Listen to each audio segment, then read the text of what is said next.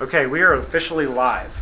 Up to this point, we've talked about radicals using numbers. The square root of 4 is 2. The square root of 16 is 4. The square root of 25 is 5. And then we've talked about simplifying radicals, right?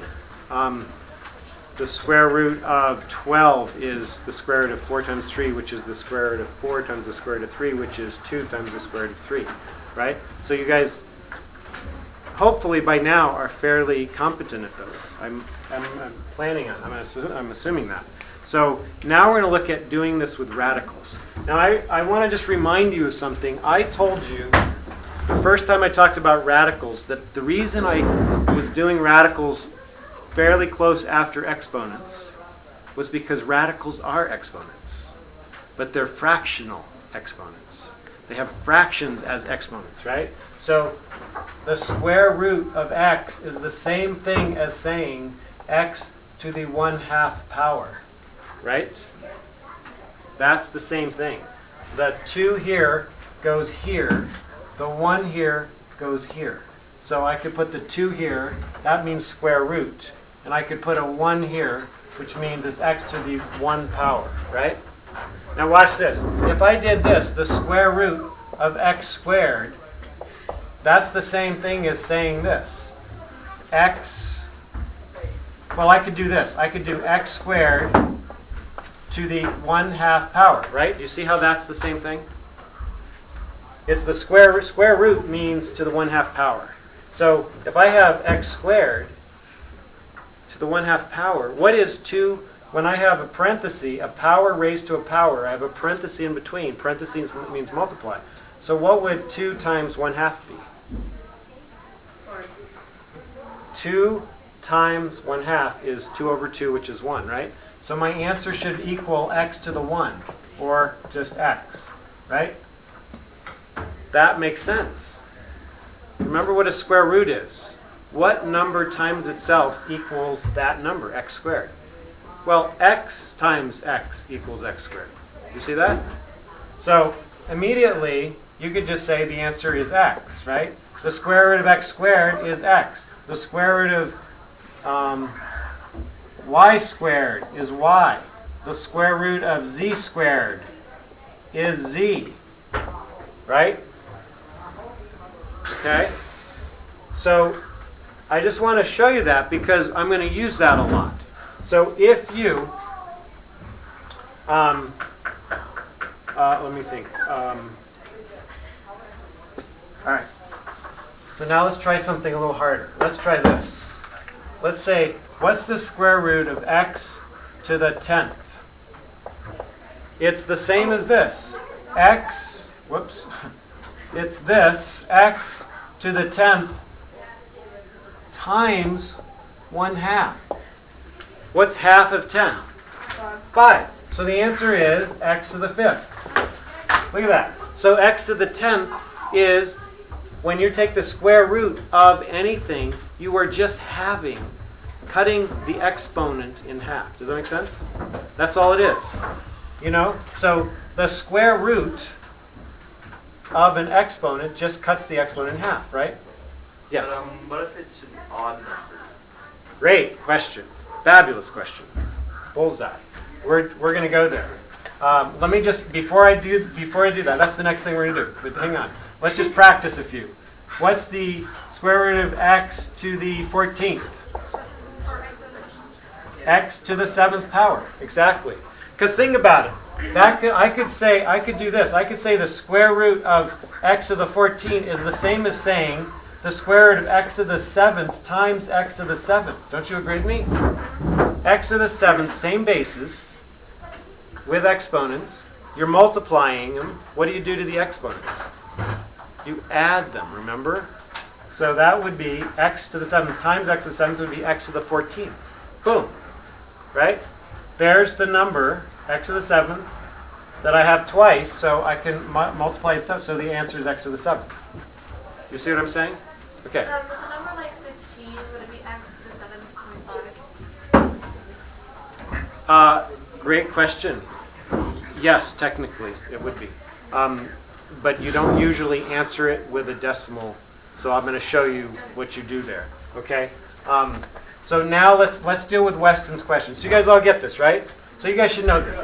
So like the square root of x to the 12th is, X to the 6. come on, everybody together. The square root of x to the 22nd is, 11. right. The square root of x to the 100th is X to the 50. x to the 50th. The square root of x to the 400th is 200th, right? It's just half. The exponent gets cut in half. Does that make sense to you? All right. So now, don't worry. You know it now. You can write your own examples. Square root of x to the 40th is x to the 20. The square root of x to the 50th is So x you to the just cut it straight 25. in half. You cut it in half. The exponent. Only So the the exponent x to the 40th would be x to the 20. in radicals. The square root of x to the 40th would be half of, that would be x to the 20. Okay. Right? Okay. Now, Weston asked an awesome question. What happens when the exponents are odd? And I would suggest you guys pay really good attention right now, because this is the hard part, right? And so did Victoria. Sorry. Victoria asked this question. But if you have the square root of x, would you agree with me that has an odd exponent? Yes. What's the odd exponent? 1, right? Can I do anything to that? No, right? I can't. So the You answer could to the make square root of x is the square root of x. That's it. Or it is the Or x square to- root of 0.5. Well, it could be x to the 1/2 or x to the 0.5, right? But not square root of that. Yeah, I mean Remember? x. Yeah. So, but okay. So you guys all got that, right? Yes. So let's say I have this, the square root of x to the 5th. That is an odd number exponent, right? So this is what I do is I rewrite it. Okay? Write this down in your notes. Do you have notes somewhere? Yes. Okay, write this down. You're going to be totally lost if you don't write this down. I guarantee you. Totally lost. I'm going to rewrite this so that it has a even exponent, because I'm good at even exponents. So I'm going to write it like this. The square root of x to the 1 less than 5 is 4. X to the 4th times what? Times x. Right? Right? Would that be Because just that's the x to the 1. X to the 4th times x to the 1 is x to the 5th. You get see what I mean? So it's always going to be 1 less than this, right? Does it make sense? And then I'm going to have that. So my final answer is, what's the square root of x to the 4th? X to the 2nd times x. X to the 2nd times the square root of x. That's a leftover. It has to stay under the square root sign, the x. Oh, Right? light bulb. Light bulb. I love the light Light bulb. bulb. Okay, that's awesome. Okay, let's try another one. X to the 9th. X to the 9th. So suddenly, I'm going to rewrite it as x to the 8th, 1 less than that, times x, right? And so that gives me, what's the square root of 8x to the 8th? X to the 4th. So my answer is x to the 4th, not in square roots, x to the 4th, and then the square root sign with a leftover x. Make sense? All right? You guys with me? So let's try this. What if I gave you this? The square root of x to the 12th, y to the 4th. What would that be? 6x. No, x to the 6th. X to the 6th, y squared. Right. Good. What would you have if I did this? X to the 8th, y to the 6th. That'd be x to the 4, y to the Right? You get it? You're writing these down? These are helpful. These are going to be helpful. One last one. Don't leave yet. One last one. What if I had... They're early. Okay, whatever.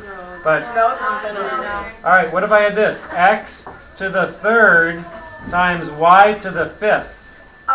So immediately I would go x squared times x, y 4th times y. You with me? I'm just doing them both at the same one, right? And I know the x squared root of x squared is x to the 1. So x. And I know the square root of x to the 4th is what? I mean y to the 4th. Square root Square root of y to the 4th is y squared, right? So I just took this out and this out. And I still have these inside. Does that make sense? So I got to keep that. So I'm going to say xy. Okay? All right. So that's how you do these. So Homework. homework.